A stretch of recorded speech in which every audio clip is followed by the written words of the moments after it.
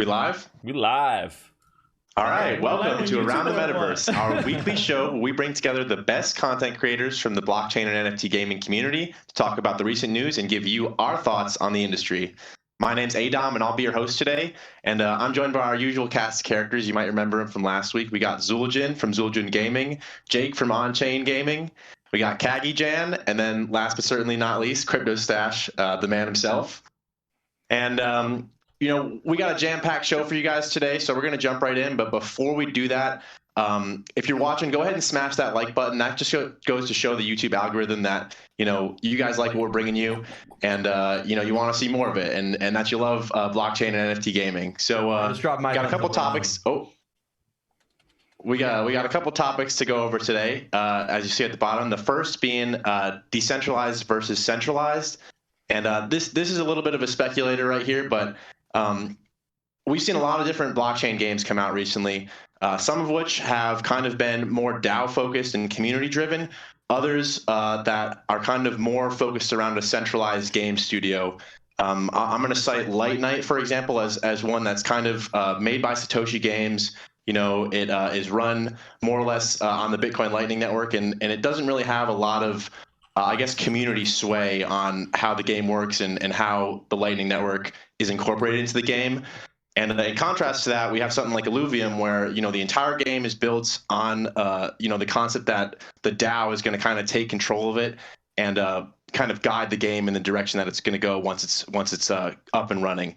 So my question to you guys is, do you think that we're going to see better quality games come from studios that are more centralized, or do you think it's better when like the game project focuses on the community and maybe sets up a DAO to let people run? Jake, what are your thoughts on that? Okay, the most important thing, I think, whether or not it's starting centralized and then going decentralized, or whether it's like starting decentralized, or if it's planning on staying centralized the whole time, the most important thing is that the team is committed and has the ability to actually carry out their vision. And I think the team is the most important thing. But then after that, obviously, if it's a team that wants to create something beautiful and then give it to the community, like, I feel like that's the best thing. Now, if a project starts decentralized, it's really difficult. I think projects need to start centralized. You need to have people with the power to make the decisions and actually create their vision. And once the vision is created, I think that's when we can have a discussion about decentralization. Starting something as a DAO, it just seems really difficult to me. Yeah, there's just almost too many cooks in the kitchen. How do you make something compelling? How do you really bring a single person's vision to fruition and make a beautiful game? So yeah, I think starting centralized is the way, but the team, no matter what way you're going, the team behind it is the most important thing. I agree. No, I don't. Oh, go ahead, Kagi.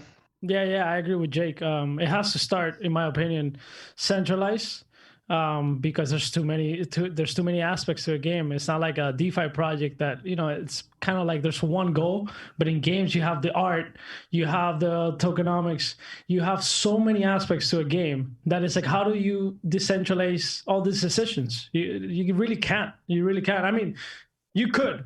It's just way harder, right? Yeah, you could, but it's just way harder. I think a really good example for how decentralized games are going to look is looking at corporate America, the way the companies function. You have a CEO that's making all the executive decisions, and even though you have sometimes millions of shareholders that all have ownership stake in the company, and there's certain things that they vote on, the everyday operations are done by that core team, by the CEO making the decisions, by the CIO making sure all the finances are working out, and they're making their game plan. And even though like the community can own the project, the community cannot make every daily decision. It's just not going to work. Yeah, I agree. Anybody? What do you think, Zul'jin? I agree too. Getting to the point to where people that know what they're doing can make executive decisions and make things happen a little bit more efficiently. I think as creators, we've all talked to developers about projects before. And for me, there's a lot of guidelines in, okay, what are we trying to do as far as video production is concerned? Like they know much more about the project. But at the same time, I feel like when we're talking about putting a video together, I might not know as much about the project, but I know a lot about what it takes to make a video and what it takes to make it watchable. You know, sometimes it has to do with entertainment. And a lot of these guys that are good with code are just not the most, camera blessed people. They don't have these abilities to just make people love it. Not that this face can earn that kind of money or anything, but you know what I mean. This face does. Some people are good. Yeah, Stash has that face. The mustache, like the money. It comes down to like what you're good at, and a bunch of people that want different things in a game feature. Like we all have the things that we love about games. If we tried to focus energy on getting those things done, that's selfish, right? And if there's enough people that's rallied together, you could probably make some things that'll break an economy just because you like them, That's true. No, and I mean, that's a good point you guys all bring up. This, we're always trying to, I think the best course of action is always to move towards as much decentralization as you possibly can. Now, that's incredibly hard to do from the get-go for sure. But I also think that, we're in a very early stage of finding out what works with these game economies and what works within gaming and how it changes that paradigm. As much as I understand the analogy that Jake made about, corporate America, blah, blah, you have your stakeholders and they want to see certain things done and they have some sort of voting rights. Then you have a kind of core team who's really making the day-to-day. I think you definitely need that. I don't know if there's a way that you can truly get away from that, but I think the more elements that you can find a way to kind of decentralize and give your community a stake in, a say in, I think it makes more sense. And you're right, they may take the game in a direction you may never have thought of or a direction you may not like. And I think that also comes down to that like level of control.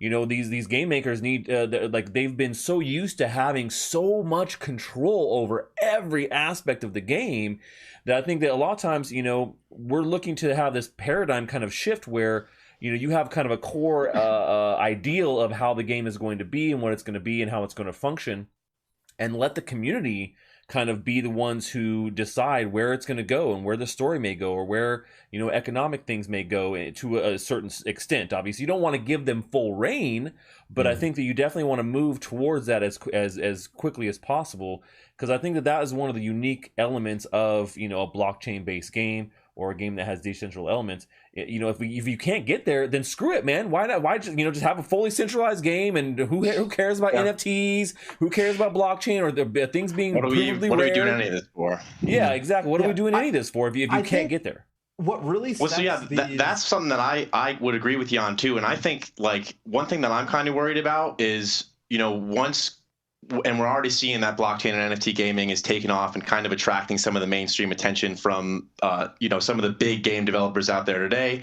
Do you think that like they're going to have a really tough time kind of letting go of their IP, like tokenizing their IP and really giving the community, true ownership over it, and even maybe the ability to kind of have some kind of sway on the game?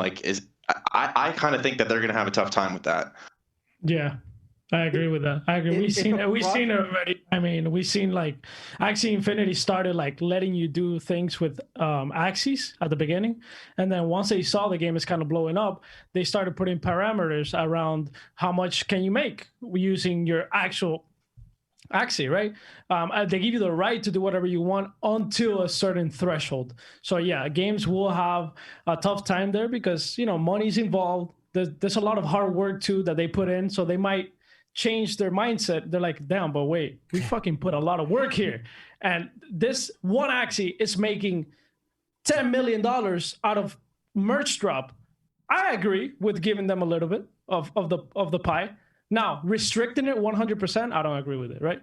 So yeah, I think the important thing is that the plan is in place even from the beginning to eventually decentralize, and if the tokenomics are set up in the right way, like Star Atlas, for example, it is set up very centralized at the beginning, but it's already in the roadmap from day one how it's going to eventually reach the point of decentralization. And to your point of whether or not these companies are going to want to give up a game after it becomes successful, it's like if it wasn't a part of their initial plan, then of course not. After it blows up and they're making hella money, Sure. they're not gonna give it up at that point. But if it's already part of the roadmap, it's like baked into the token itself, and they've made it clear that they want the people that care most about this game to also have ownership share of the game, like Axie wants to do. Like, I trust those projects will eventually give more and more ownership to the players of the game because it's baked into the core of the project itself. Yeah, I was gonna say that. I think that's super important. You know, there's a difference between you know having it there at the start where it's well thought out, you know, thinking long term, and then like fumbling through it, like things are happening and things are changing. You don't know what to do, and you're trying to change, and then it changes things. And we've seen that with Axie Infinity here recently. You know, with their change here with season 18, and they've cut rewards in half. They're trying to find some way to mitigate some of these problems. And this is what we expect though early on. You know, but as the space matures, you know, I think that we'll see more and more projects come out that have it already nailed down from the beginning because of projects like Axie Infinity who have paved the way. They threw it down and they did the hard work, man. They're laying that track down and you know being able to let other people learn from their mistakes. And so I think we'll see it as an iterative process, and it's hard when it comes down to game development because it's such a long development cycle. It's not like, you know, art NFTs where it's like there could just be another one, you know, every other day, and they've learned from the other one that was just unsuccessful 2 weeks ago. So I think that we'll get there, and you're right. I think I agree, Jake. It needs to be built in and thought about from the beginning. That's what makes me more confident. When I see a team fumbling around with something and they don't really know what they're doing and they're trying something, it's not working. I give them a little bit of credit because I understand that they're still working through this, and this is early in this industry. But you know, we need to get past that if we're going to really survive and be successful. Well, yeah. To add to that, I mean, Axie Infinity has said it many times. They're like, look, we're the ones being innovating, doing crazy stuff, right? Yeah. And we need more people to start doing crazy stuff because we can't be the you know, like the test pig, right? For the test pig for sure. I just said that, but you know, I don't know if they said it like that, but they said it many times. Like, no, we need more people to start making coming up with other things. And the reason I broke, for example, the Gala bot. Some people thought I broke this bot, right? It was an NFT, physical NFT. They give you a 1-to-1, a physical NFT and one on the platform. The reason I broke it is to make a statement that is mine. And I do what I want with it. Yes. Right? But I kept the one that matters. The one that you could use in the game. Yep, the so digital people got mad about it, whatever, this and that. But the reality is that it was a statement to say digital NFTs are more important than the physical one. Physical rug pull. The physical one doesn't matter. I wasn't going to use that for anything. I was just going to have it there, just standing there. So, yeah, man, I see games, you know, shifting the way they look at things over time, little by little. We're in a new space. And you have to be careful how you approach that too as a development company, because when you start doing things that scare your gamer base, player bases, they'll get rattled and they'll start pulling out their investment. Yeah, you know, Stash was just talking about it a second ago. As you're starting to see things fall apart or things that you don't like, you start reducing your position, and a lot of people feel like you. And now all of a sudden, the token health is not what it used to be, and you become more reactionary, and it can be a very, very downward spiral. Yeah. So there's a lot to think about when it comes down to that stuff. And that's a big thing in you know NFT type games, because you know if I felt that way again about World of Warcraft, not much I can do. I can't be like, hey, give me my money back. I've been playing for 10 years now. You're not going to get my subscription this month. Right, yeah. That's you can do subscription. Yeah, exactly. But in general, you really can't move a position out of investment, you know, but with these NFT games, you really can. So that's a pretty big thing they have to think of. So these things there's so much long-term implication. So the decentralized aspect of it, you know, it is, I think, something that is novel and is important to this industry, but it needs to be very well thought out. And I think we just have not gotten to like the bulletproof, here's how it goes. Like this for sure we know works in the long term. Right. Yeah. If Blizzard let like just somehow integrated a blockchain and just let everyone have all their assets, wouldn't we all be rich? It'd be like that, right? We'd all have $1 million on courtesy of Blizzard. But yeah, no. Speaking of maybe some old school games, moving on to our next topic here, we got some recent news from Atari, which is kind of interesting. I wanted to share with you guys. They actually revealed that they're going to be unveiling an online casino designed around their, some iconic Atari games. Maybe we'll see Space Invaders, Adventure, Missile Command, something like that. The classics, right? But they're going to have a casino twist on them. So it's going to be built in Decentraland.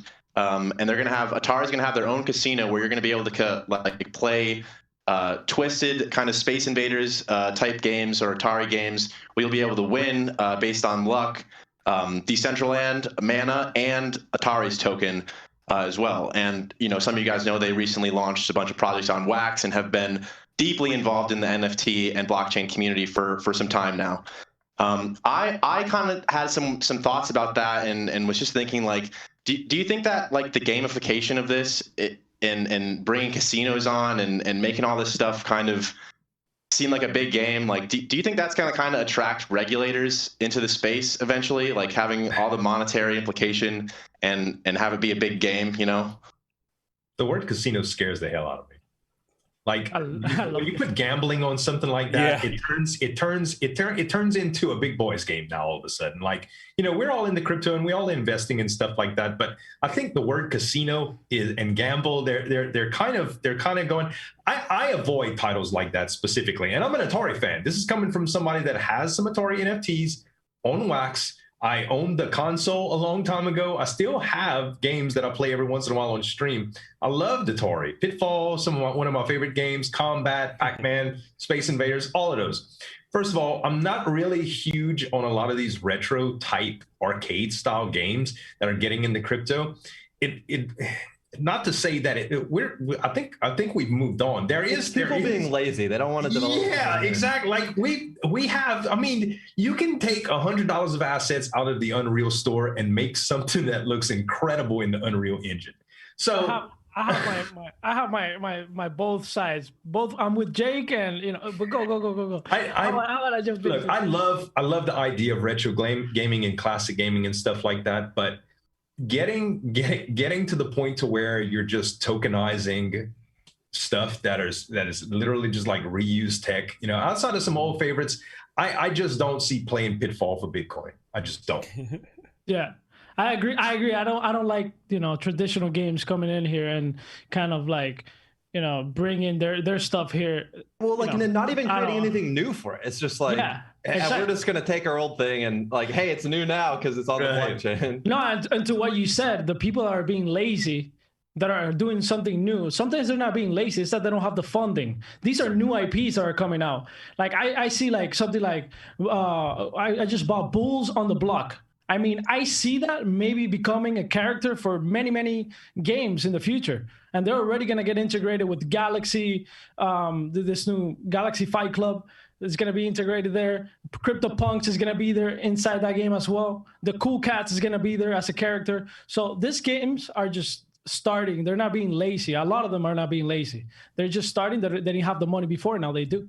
So, but some of them are being lazy as hell. They're just uploading some image, make millions of dollars, and they're out, right?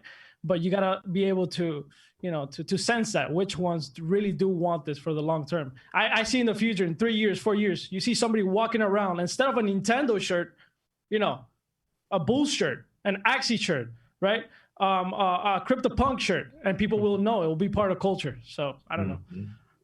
Well, yeah, and I think it's going to be what we're going to see too in a couple years. Like I think right now, especially, there's a lot of hype, right? There's a lot. This is a new thing. We're kind of in the middle of a bull run, and I think the blockchain and NFT gaming community is going to continue to grow, right, over time, consistently.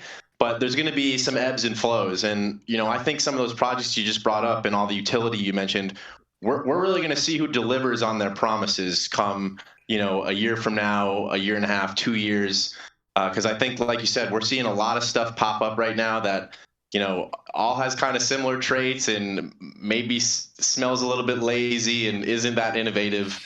Well, I'll say, like, beyond the lazy aspect, which you guys kind of touched on, I think one of the biggest things here that you guys didn't really get into is the fact that, how do you combine, a real true gambling aspect, the G word, horrible G word, with a younger audience, right? How does a younger audience fit in there, right? And like, where is that line of, is this gambling? And we've seen that happen here, even just in traditional gaming, where they've talked about, well, are loot boxes technically gambling?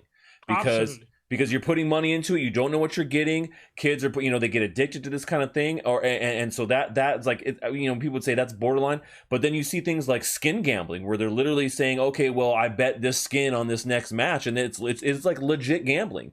So where is that line when it comes to something decentralized like that, where any kid could just load up a profile and they could be in there, they could be spending crypto, and because crypto is not necessarily considered a currency, maybe it kind of gets around those things, but that's still an issue we had to take in consideration with all these blockchain games, whether they're a shitty version of Asteroids that adds add some rewards in Atari token, or if it's a AAA Unreal Engine game where you're also earning in that game too. And so where is that line of gambling? Where do you guys think that line is at? I don't think there's any line.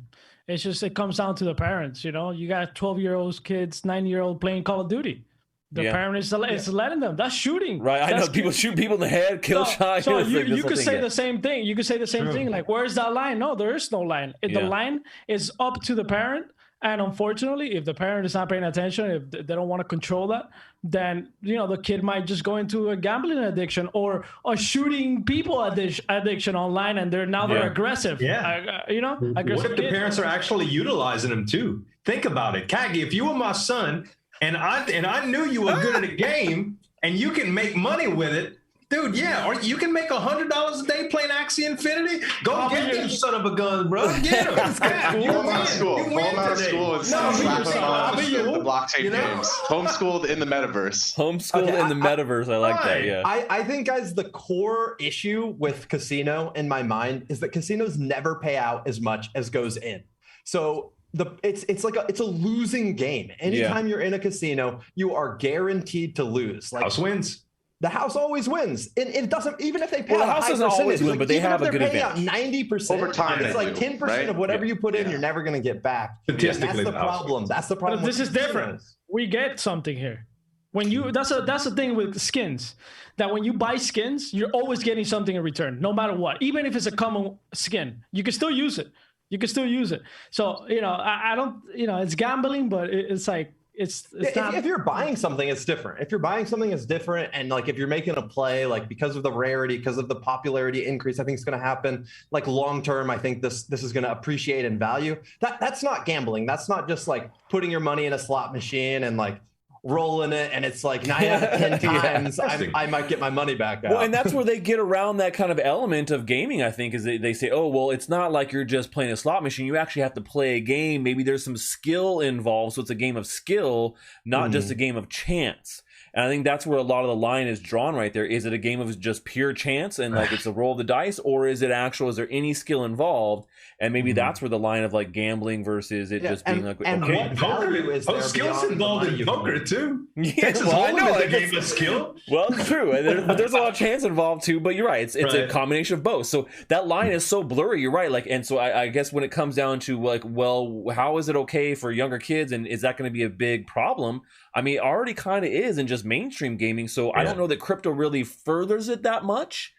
It does give you a little bit more advantage in being able to see all the transactions that maybe your kid did, like all the, like, well, what kind of skins have you been gambling with today? Those are my skins, kid. What are you doing with my skins? Gambling, and you can see it all right there. Maybe that's helpful. I don't know. Yeah, I don't know. The fact that Atari's big plan for blockchain gaming is to take their same old games and then turn it into a casino kind of makes me not very bullish on Atari.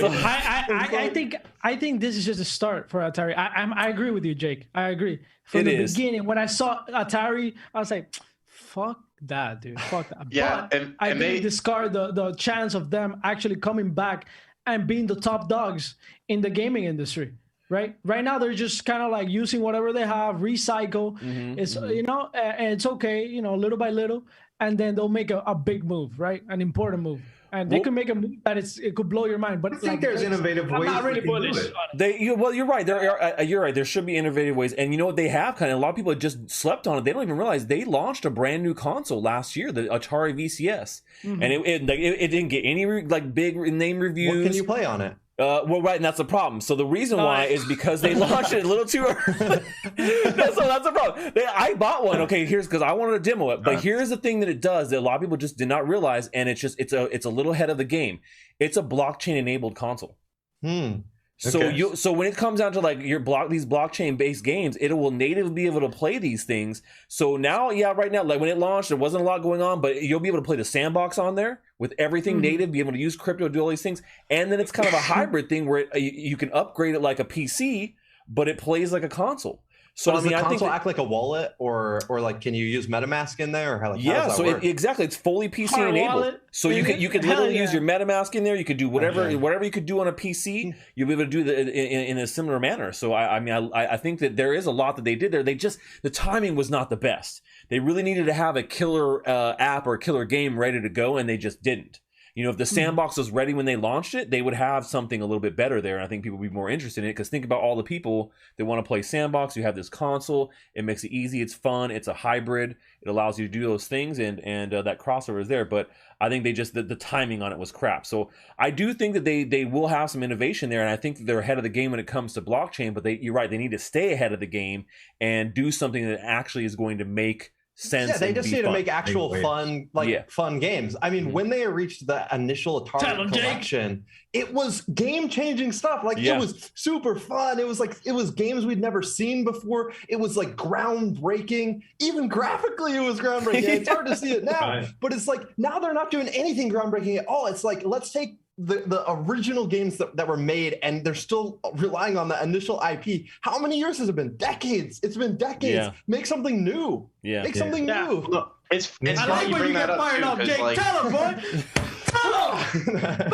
it's funny you bring that up, Jake, because like Nintendo's a Atari great is the one example of adopting that. this They took technology. one of You know their what I mean? successful projects and kept it going, like Mario. Everybody knows But Mario they're and making Zelda. new Mario games, you know? like Mario Exactly. 3D and stuff. Like they Very, kept very up, new. like, how do we change this? How do we make this bigger, Right. better than it ever was? How do we add new game dynamics? How do we bring a new like fun aspect? Like Mario, like on the 64, like dude, their Mario games started getting better and better and better. Atari, they want to give us the same game they made. Yeah. Augmented reality Pitfall. You just swing across real life ponds with alligators in them. Come down to Louisiana. I'm down. Let's do it. You guys all want to go? I'll book us all a trip. We're gonna fly down there. We're gonna do real life Pitfall, and we'll film the whole thing, and it'll be we'll put it on the blockchain, make it NFTs. Man, it's just funny that Atari is the one like really diving in headfirst to adopt this technology. Like, what is Microsoft doing? You know what I mean? Like, what is PlayStation doing? Like, why are they like? You know what I mean? Like, they could be doing so much more. And imagine having like your console, your next gen console, like integrated on the blockchain. But they have a system. I mean, that's the future, That's you know? earning.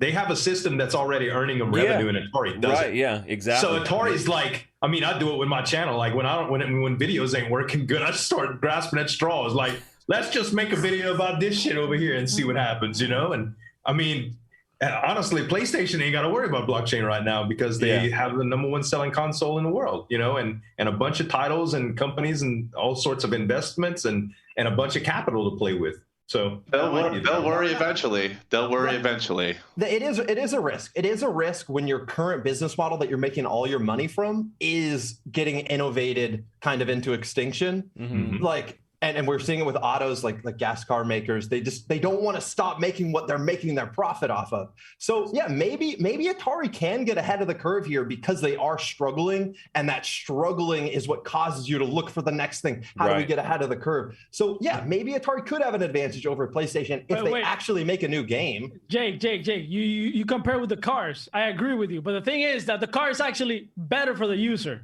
Blockchain is not better for the user yet. That's the problem. That is where the problem lies. You don't bring 100 million players from Call of Duty into MetaMask. Right, but it is, but it will be, right? The underlying technology, but it's just the user layer of that technology is not better. And I 100% agree with you. But we're quickly, rapidly developing that, and it's getting better and better every year. I mean, even just like 3 years ago when I started talking about blockchain games and no one gave a shit, it was even harder to use them. Shit. I watched. I had no idea. I didn't give a shit. What? I watched you. I learned about this year. You're so ahead of the curve, Crypto Stash. You're so ahead of the curve. Mustache love, guys. But yeah, I mean, but that's what I'm saying. We're innovating very quickly, and the space is moving very quickly. So I see that becoming, you know, a very viable avenue in the very short term future. So.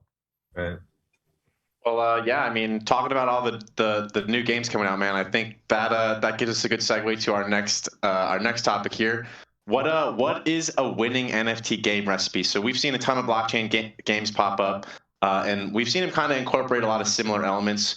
We've seen basically everyone at one point incorporate DeFi into their platform at some point. Like even the new kind of games coming out are incorporating maybe their own tokenized asset that is an in-game currency and also an ERC20, maybe another governance asset, and like maybe even in-game DeFi mechanisms to kind of make it better. Like for example, in Mist, I know they're doing this thing where like in the virtual world, your actual farms where you're staking are plants on your little area, and you watch them grow over time as if you were the farmer. You watch your crops, and you get your yield. But like we were talking about a minute ago, a lot of this kind of seems somewhat lazy and not innovative in the sense that maybe we're kind of taking one thing and just copy and pasting it all across the industry. What do you guys think kind of makes for a winning NFT game? Like what kind of factors into that? The gameplay. In the end, it's the gameplay. It's the projects that are trying to rush out something before the bull market ends are going to not be here after the bear market. And the projects that are actually trying to make compelling games that people are going to want to spend their time in. Like if you make a metaverse that I want to spend 3-4 hours a day in every day, like those are the games that are going to be here 10 years from now. Those are the games that are going to have the biggest NFT appreciation. The games in the worlds that you actually want to spend your time in. And there's so many of these projects. I was like, I would never play this. Like I would never play this. Even if I still don't want to play it when I can earn money playing it, it's not going to make it. Right.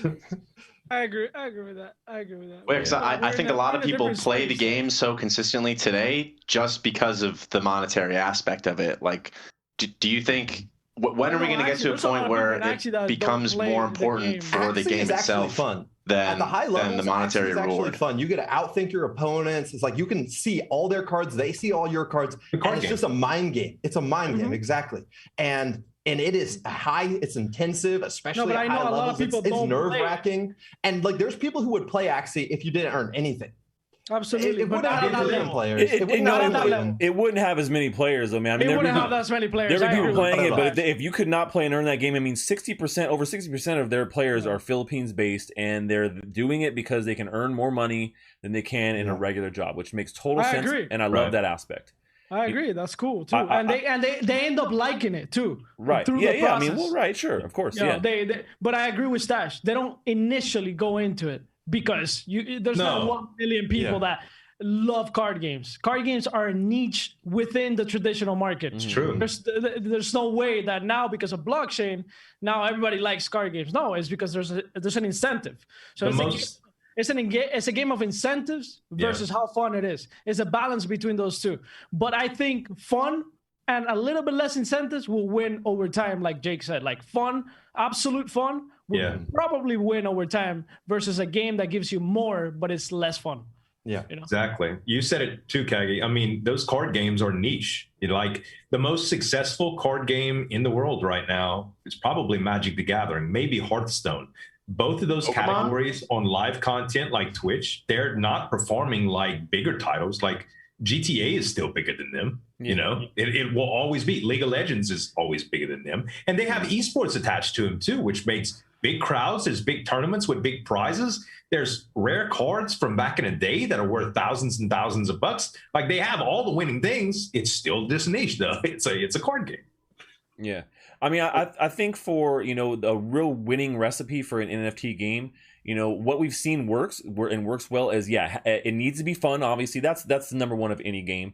But having really good incentives that make sense in a long-term way is huge. And that's one of the big aspects that crypto brings. But also some of the things we've seen that have been very successful is, having assets that are speculative, right? So you look at all these virtual land games, and I mean, think about having a VR world with virtual land where it's super interactive VR, when VR is this, amazing, Ready Player One tech, not the bulky kind of giant headset on your face tech. I mean, that right there is going to be a winning combination where you're actually in this VR world all the time because you can earn so much just like you would, and you're doing real actual jobs. Yeah.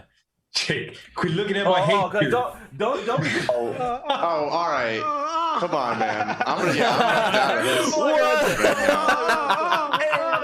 We're also all right, get in the stream inside the stream. I think inside the stream on the Oculus Rift on land and stuff is because like at first people were like NFTs, they're rare. There's not very many of them, and then it started getting much easier to create NFTs when like you could mint them on OpenSea, you could mint them on like all these different blockchains and stuff. So people started to realize, okay, maybe NFTs aren't actually that rare now, even though they're still unique. So they're like, land is the rare thing, but people are going to soon realize, guess what? You can have an infinite number of companies that create land for their game, and land is not going to be that unique either. When it comes down to it, the thing that's going to matter, within the game, the thing that's going to matter is how fun the game is and how many players want to spend time in that game, because that is what's going to make land valuable when there's millions of people that are in that game that has that land, and it's still the community and the gameplay that's the most important thing. Well, but you also got to think about when all these games are connected, then is it really going to make much of a difference? So you got to think about that fully connected metaverse. So yeah, you've bought land in this one game, and maybe it's not the most popular land, but that's your home base, and you love what's going on there. And then, but you can easily and fluidly go from other land metaverse to other land metaverse and do things across all those things. So like. The fact that, maybe it's not the most popular, most fun, it vibes with you, and that gives it value, and I think in the long term too. I think what Jake is getting at here, which I agree, and I agree with you, Stash. It's going to be all interconnected. Some of them are not going to be interconnected like Axie. They already decided that it's going to be a vertical metaverse within their own thing. So you're going to take your Axies to different games within the Axie universe, just like, Pokemon has thousands of, Pokemon games, and Mario has many Marios, right? So you imagine taking your Mario, whatever. But to Jake's point is that you should pay for land that is worth what it's supposed to be worth. So if it's a smaller community, like why are we paying 10 ETH? Yeah, right? Well, that's true. You know what I'm saying? Yeah, for sure. So you're paying 10 ETH. I'm not paying 10 ETH. Yeah. You get what I'm saying? Like, I would never pay in Decentraland that amount of money. It just doesn't have the user base. It doesn't have the quality. It doesn't have many things. The idea is worth maybe 10 ETH, 20 ETH for land, but not the actual execution of it for me to buy a 20 ETH land. No fucking way. So yeah, I agree with Jake in that sense. Like, you got to be careful. Like, how much you're paying for how much value you're getting. And you're right. And that's what I'm saying. And that's what I kind of just meant about, having a value when there is that connection to other games. You'll be able to move it. And whereas right now, that is not a popular thing for games to think about. Axie doesn't want to do it. But, it's what the users will want eventually. They've seen that idea. They've seen it in the movies. They've read the books. They understand that is really what we want as a gamer. And that's what I wanted as a gamer. Yeah, man, I want to be able to do all these things and it just be all interconnected and fluid and work together and be amazing and have my avatar with all the things. And, that is something that, gamers will push for. And we'll see that happening. So, and you see that anytime something new that really truly it changes the gameplay in games in general, then you start to see everyone jump on board with that, and I think that we'll see that happening, and it'll be a hard transition because that's a really hard technology to master, and I think it will end up being a kind of one ring thing where like we saw in Ready Player One, it's essentially the Oasis, and it was a creation of one company, but then it becomes this thing where the opportunity cost of not being a part of it is so much greater because no one else wants to be anywhere else. True. Yeah. What's going to happen is a game like Mirandus is going to blow up, and maybe it's not Mirandus, maybe it's a different one, but a game like that, a massive multiplayer online role-playing game, it's just going to get so many tens of millions of players that people are going to want to like how can my game become a part of your metaverse? Right, exactly. And it's going to have to be some major player coming up as the clear leader that then everyone else wants to grovel to and connect to that metaverse. Grovel, please let me in your game. Well, it's going to take a long time, man, before we get there too, because just think about all the different blockchains these games are built on and all the different kind of governance models and tokenomics that exist within these different metaverses. How in the world is that one, like you're saying, Jake, that one sort of light amongst everyone going to bring all this stuff together and merge it so that it works, right? That's a sandbox right now for sure. They're ahead of the game. Yeah, they've done a great job of incorporating a bunch of brands. To be honest, I used to not like the idea that there's so many companies because you're gonna have ones that are really, really good, and then you got this land that is a piece of shit next to you that hasn't built anything. It's a dump, right? literally. Yeah, so I don't want that to be the case. Subprime mortgages for that stuff, man. Sandbox has been forging relationships left and fucking right. So I take my hat off to them. At the beginning, I didn't like it, but I'm keeping my land. It's next to Atari, and it's a little. And hopefully they innovate and do something cool. Yeah. I also have land next to Atari too. So I'm hoping. I should. But are we? I think we might be running out of time here. So I got one last quick lightning round question for you guys. What is the game that you've spent the most time that you think in your life playing? So if you had to count up all the hours that you've played games, which game has taken the most time away from your life? Zuljan, go. Minecraft. Call of Duty. League of Legends, easy, hands down. League of Legends. All right, wait, hold on. What's your summoner? What lane? I play mid and bot mostly. Okay, all right. But yeah, Run down mid. I played. I had like 4 or 5 seasons where I was like high diamond, and it was like I was no lifing it. All right. What about you, Kagi? I tried to become a professional player. I did have a salary for a little bit playing League, but we failed to make it to the LCS, and then we lost our sponsors, and that was the end of League for me. Damn. At least you tried it. That's important. Yeah, I've been striving to play video games for a living since I was 14 and started making my first Call of Duty videos on YouTube. It's like I want to do what I want and make money doing it. You're such a nerd, dude. Helen. I mean, honestly, at the core of us in crypto, like that's what most of us want anyway. You know what I mean? Yeah. I love watching League too. LCS is great. I'll watch it on the weekends. Stash, what about you, man? You probably have like a repertoire of games that you love. And Swilling too. But I do, man. And I'll say you guys are old. Right? I will tell you, man. The game that I've spent. It's probably a toss up between 2 games. So either it was the original Ultima Online, or it was one of the ones I was playing, which is like the spiritual successor to that game, which is called Shroud of the Avatar. Dude, I probably spent 7,000 hours in that game recently. Shroud of the Avatar, dude. I mean, it's one of those sandbox RPG games that no one's heard of, right? But it's got this crazy small cult following, and like I played it. Yeah, I used to hang out with Lord British, aka Richard Garriott, who is an amazing innovator in the space, and he's done tons of things. Creator of some of these early amazing games, Ultima games, right? And so I mean, Ultima Online or probably Shroud of the Avatar, the ones I spent the most in for sure, thousands of hours. I played UO 15 years on and off. Yeah, so that's great. Yeah. Yep, and when I started creating. And see, that's one of those things we talked about where it's, it's the gameplay, man. The graphics sucked after a while, and there's lots better options, but the gameplay and the community kept people coming back. So, yeah. So community matters a lot. Mm-hmm. It's true. It's true. Yep. All right, yeah. That's the one takeaway for the end of the show. If there's anything that matters, it's community. Yeah. But so don't forget to go ahead and check out all of our guests' content linked in the description below. And don't forget to go ahead and subscribe and come back every Monday for Around the Metaverse. We're going to be doing this and, going over all the recent news and giving you guys everything you need to know to make your way around the Metaverse. That's it. We out. Take it easy, guys. Jake, you tried, bro.